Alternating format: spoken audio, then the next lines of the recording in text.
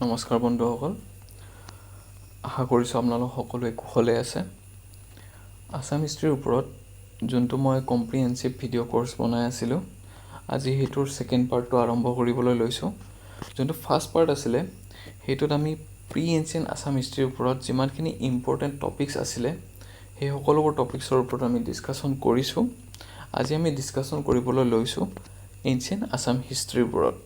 Ancient Assam পিৰিয়ডত যোনটো first dynasty অসমত ৰুল কৰিছিলে সেইটো আছিলে বৰ্মন ডাইনেষ্টি, আৰু বৰ্মন ডাইনেষ্টিয়ে ৰুল কৰিছিলে 350 to 655 AD লৈ। বৰ্মন ডাইনেষ্টিৰ ফাউণ্ডাৰ আছিলে পুষ্য বৰ্মন, আৰু তেতিয়া অসমক প্ৰাগজ্যোতিষ কিংডম হিচাপে জনা গৈছিলে। আৰু পুষ্য বৰ্মন কণ্টেম্পৰাৰী আছিলে Samudragupta. Samudragupta one of the most powerful king আছিলে গুপ্তা ডাইনেষ্টিৰ, আৰু গুপ্তা ডাইনেষ্টিয়ে নৰ্থ ইণ্ডিয়াত ৰুল কৰিছিলে। পুষ্য বৰ্মনে মহাৰাজা ধীৰাজ বুলি এটা টাইটেল এডপ্ট কৰিছিলে। পুষ্য বৰ্মনৰ পিছত ৰুল কৰিছিলে সমুদ্ৰ বৰ্মনে, আৰু সমুদ্ৰ বৰ্মনে 380 to 405 AD লৈ ৰুল কৰিছিলে। বৰ্মন ডাইনেষ্টিৰ যোনজন মষ্ট পাৱাৰফুল ৰজা আছিলে সেইজন আছিলে কুমাৰ ভাস্কৰ বৰ্মন, আৰু কুমাৰ ভাস্কৰ বৰ্মন কণ্টেম্পৰাৰী আছিলে হৰ্ষবৰ্ধনৰ, আৰু হৰ্ষবৰ্ধনে one of the powerful king আছিলে যোনে নৰ্থ ইণ্ডিয়াত সেইটো টাইমত ৰুল কৰিছিলে, আৰু হৰ্ষবৰ্ধনে ৰুল কৰিছিলে 606 AD to 655 AD লৈ। আৰু সেই হৰ্ষবৰ্ধনে কন্নৌজ বুলি যোনখন ঠাই আছে তাত এটা ৰিলিজিয়াছ চেৰেমনি এটা কণ্ডাক্ট কৰিছিলে, আৰু সেই ৰিলিজিয়াছ চেৰেমনিটো কুমাৰ ভাস্কৰ বৰ্মনে এটেণ্ড কৰিছিলে।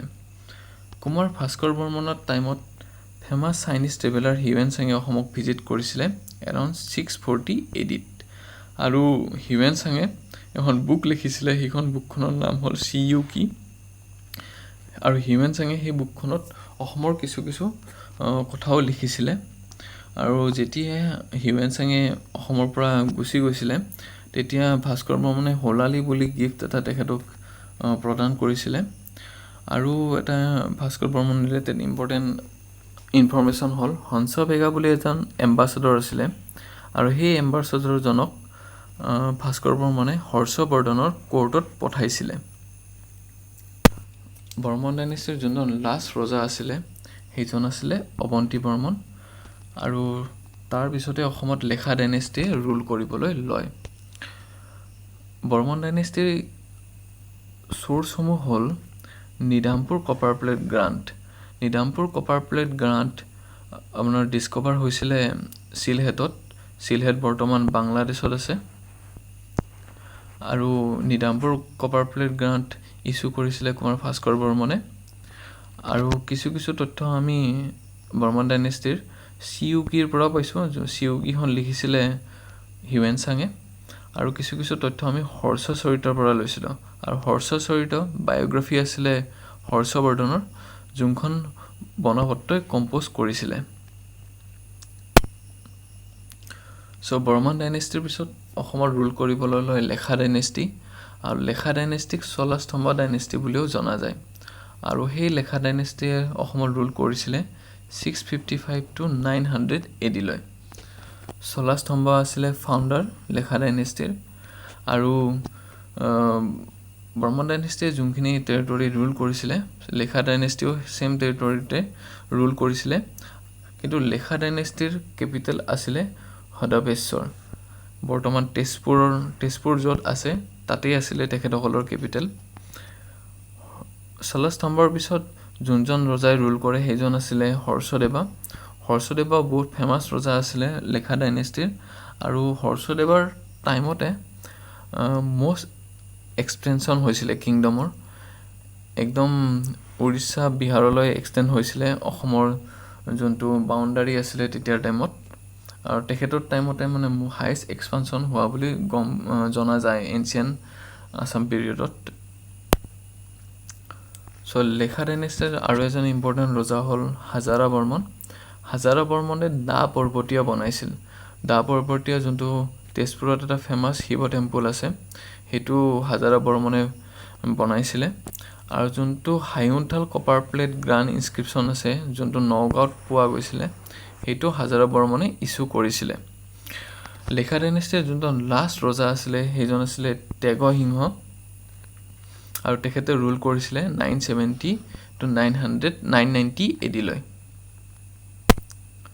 সো লেখা ডাইনেষ্টিৰ পিছত যোনটো ডাইনেষ্টি অসমৰ ৰুল কৰে সেইটো আছিলে পালা ডাইনেষ্টি আৰু পালা ডাইনেষ্টি ৰুল কৰিছিলে অসমত 990 AD to 1138 AD লৈ আৰু সেই পালা ডাইনেষ্টিৰ ফাউণ্ডাৰ আছিলে ব্ৰহ্মপালা আৰু ৰত্নপালাই যোনটো কেপিটেল আছিলে প্ৰাগজ্যোতিষপুৰৰ সেইটো শ্ৰীদুৰ্জয়লৈ শিফ্ট কৰিছিলে আৰু যোনজন লাষ্ট ৰজা আছিলে পালা ডাইনেষ্টিৰ সেইজন আছিলে জয়পালা এনচিয়েন্ট আছাম হিষ্ট্ৰীৰ যিমানখিনি ইম্পৰ্টেণ্ট টপিকছ আছিলে সেইখিনি আমি অলৰেডি ডিছকাশ্যন কৰিলোঁ এতিয়া আমি কিছুমান ইম্পৰ্টেণ্ট কুৱেশ্যনছ ডিছকাশ্যন কৰিম চ' ফাৰ্ষ্ট কুৱেশ্যনটো হ'ল who was the founder and last king of Barman dynasty founder আছিলে বৰ্মন ডাইনেষ্টিৰ পুষ্য বৰ্মন আৰু যোনজন লাষ্ট কিং আছিলে সেইজন আছিলে Avanti Barman Barman king contemporary of Samudragupta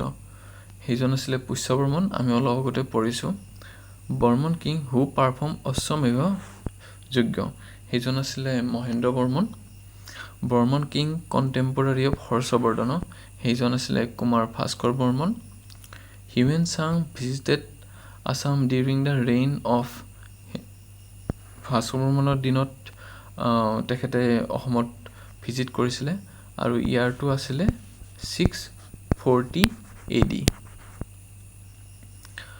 name of the gift given to Hiuen Tsang by Bhaskar Barman সেইটো আছিলে হোলালি চ' নেক্সট কুৱেশ্যনটো হ'ল who was the founder and last king of লেখা ডাইনেষ্টি চ' লেখা ডাইনেষ্টিৰ ফাউণ্ডাৰ আছিলে চলস্তম্ভ আৰু লাষ্ট কিং আছিলে Tyagasimha highest expansion took place during the reign of so' আমি অলপ আগতে পঢ়িছোঁ যে হৰ্ষদেৱৰ টাইমত হায়েষ্ট এক্সপানশ্যন হৈছিলে কামৰূপ কিংডমৰ হু বিল্ড দা পৰ্বতীয় এইটো আমি অলপ আগতে পঢ়িছোঁ যে হাজাৰা বৰ্মনে দা পৰ্বতীয় বিল্ড কৰিছিলে Hayunthal copper plate grant was issued by এইটো হাজাৰা বৰ্মন আছিলে founder and last king of Pala dynasty Pala ডাইনেষ্টিৰ ফাউণ্ডাৰ আছিলে ব্ৰহ্মপালা আৰু লাষ্ট কিং আছিলে জয়পালা